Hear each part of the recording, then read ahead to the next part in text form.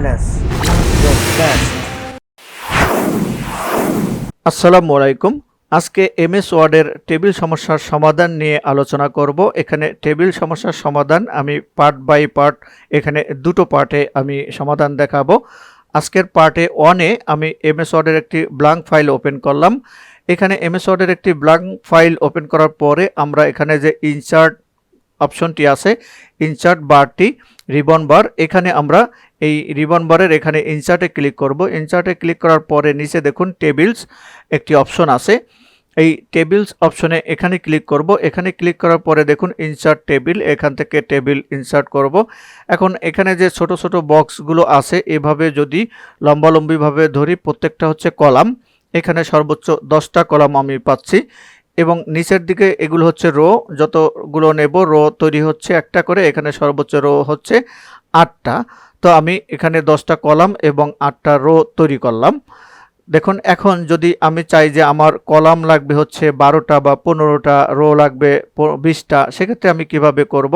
তার জন্য আমি আবারও ইনসার্ট এই অপশনে যাব, টেবিল অপশনে যাব। সেক্ষেত্রে আমরা এখানে যে ইনসার্ট টেবিল আছে এই ইনসার্ট টেবিল এই অপশনে ক্লিক করব। এখানে ক্লিক করার পরে দেখুন একটি ইন্টারফেস চলে আসছে। এখন আমার আগের টেবিলে এখানে ছিল হচ্ছে, আমার আগের টেবিলে এখানে 10টা কলাম ছিল এবং রো ছিল হচ্ছে 8টা। তো আমার এখানে কলাম লাগবে হচ্ছে কয়টা? 15টা কলাম লাগবে বা 12টা কলাম লাগবে, আমি 12 লিখে দিলাম। এবং নাম্বার অফ রো লাগবে হচ্ছে 20টা, এখানে আমি 20টা রো লিখে দিলাম। এখন এখানে অটো ফিট আছে, ফিক্সড কলাম উইথ কত রাখবেন? এখানে হচ্ছে 0.3 রাখবেন না 4 রাখবেন না 5 রাখবেন, আপনি চাইলে সিলেক্ট করে দিতে পারবেন। আমরা এখানে অটো রেখে দেব। এখন আমরা এখানে ক্লিক করব। এখানে ক্লিক করলে দেখা যাচ্ছে আমার এখানে কতগুলো হচ্ছে 12টা এখানে কলাম এবং 20টা রো চলে আসছে। এখানে আমরা প্রতিটা কলামের উইথ আমরা অটো দিয়েছিলাম। যদি চান যে না অটো আপনি সিলেক্ট করবেন না, সেক্ষেত্রে আপনি আবারও এখানে ইনসার্ট অপশনে যাবেন, টেবিলে ক্লিক করবেন এবং এই ফাংশনে ক্লিক করার পরে এখানে ইনসার্ট টেবিলে ক্লিক করবেন। এখানে আবারও 12 দিবেন হচ্ছে আপনার কলাম এবং রো দিবেন হচ্ছে এখানে 20টা। আমরা এখানে অটোফিট কন্টেন্টস করবেন, অটোফিট কন্টেন্টস এখানে ক্লিক করবেন।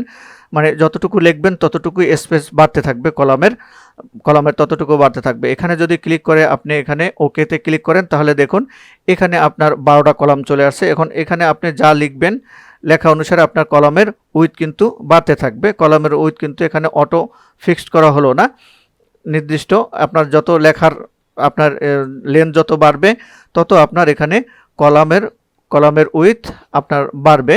এখানে লেখার অনুসারে আপনার ওয়ার্ডের অনুসারে কলামের উইথটা বাড়বে। এখন যদি আপনি চান যে না আপনি এভাবে এই ফাংশনটিও সিলেক্ট করবেন না, সেক্ষেত্রে আপনি কিভাবে করবেন?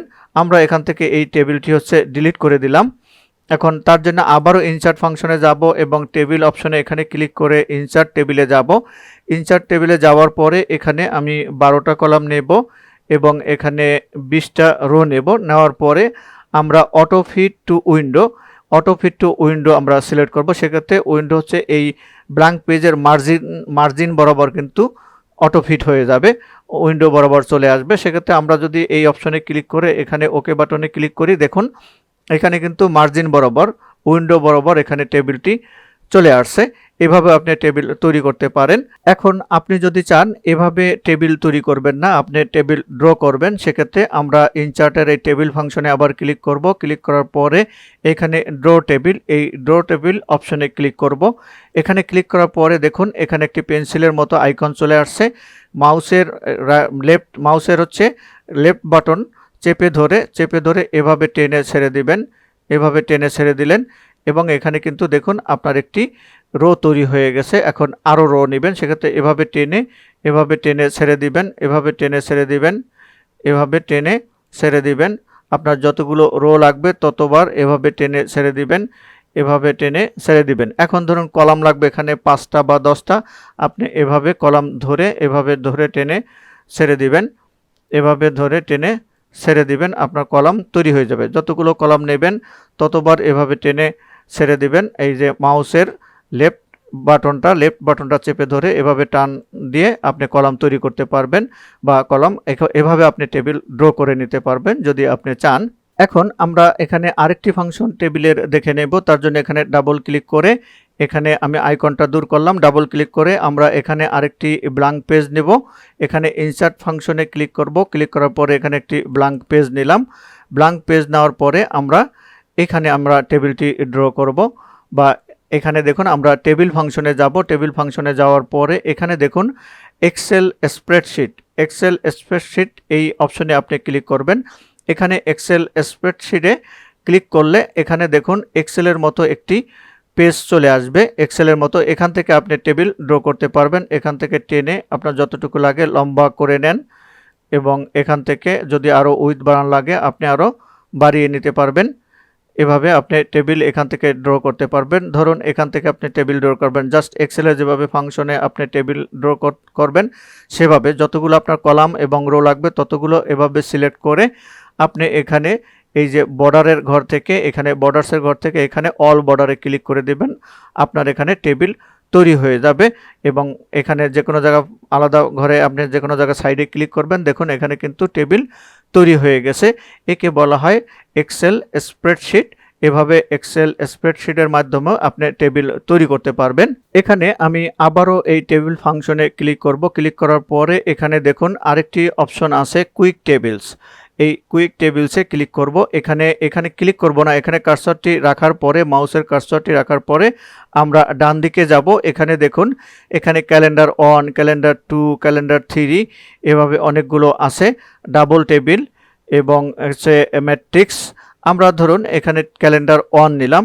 1 নেওয়ার পরে দেখুন এখানে ক্যালেন্ডারের আকারে একটি টেবিল তৈরি হয়ে গেছে। ক্যালেন্ডার যেভাবে থাকে সেভাবে ক্যালেন্ডারের আকারে একটি টেবিল তৈরি হয়ে গেছে। ধরুন আমরা এখানে আরেকটি টেবিল ক্যালেন্ডার আকারে নেব।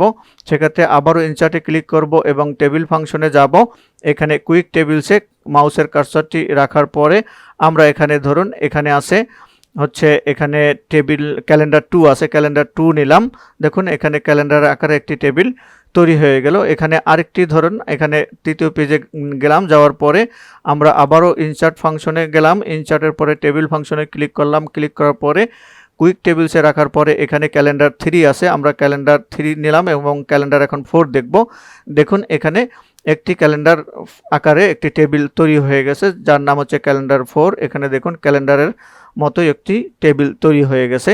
এখন আপনি যদি চান এখানে আরেকটি পেজ নিয়ে আমি আরেকটি ফাংশন করব। আবারও আমরা এখানে ইনসার্টে ক্লিক করে এখানে টেবিল ফাংশনে ক্লিক করব। দেন হচ্ছে নিচে কুইক টেবিলসে এখানে কার্সরটি রেখে এখানে দেখুন ডাবল টেবিলে কি আছে এখানে আমরা ক্লিক করলাম। ক্লিক করার পরে দেখুন এখানে আরেকটি টেবিল এখানে তৈরি হয়ে গেছে।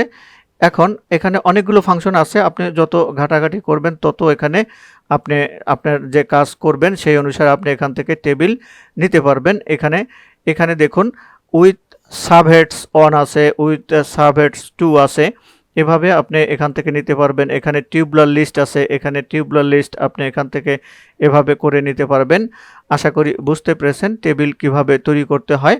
এখানে আমরা টেবিল ফাংশনে কতটি দেখলাম, এখানে ইনসার্ট টেবিল দেখলাম, এখানে যতগুলো আছে এখানে তো ফিক্সড, আর 10টি কলাম এবং 8টি রো পর্যন্ত আছে। এরপর থেকে যদি আপনি আরও বেশি নিতে চান সেক্ষেত্রে আপনার যদি 20টা কলাম লাগে এবং 25টা রো লাগে সেক্ষেত্রে আপনি ইনসার্ট টেবিল এখানে এই অপশনটি ব্যবহার করবেন, এবং এখানে যদি টেবিল ড্র করতে চান সেক্ষেত্রে এই অপশনটি ব্যবহার করতে পারবেন।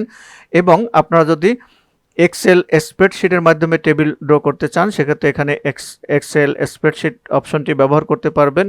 এবং এখানে কুইক টেবিলস থেকে আপনি ক্যালেন্ডার আকারে যদি টেবিল তৈরি করতে চান সেক্ষেত্রে এখানে ক্যালেন্ডার আকারে টেবিল তৈরি করতে পারবেন। আশা করি টেবিল সম্পর্কে আজকের আলোচনা থেকে ভালোভাবে বুঝতে পেরেছেন। যদি ভিডিওটি ভালো লেগে থাকে তাহলে please like, comment and share.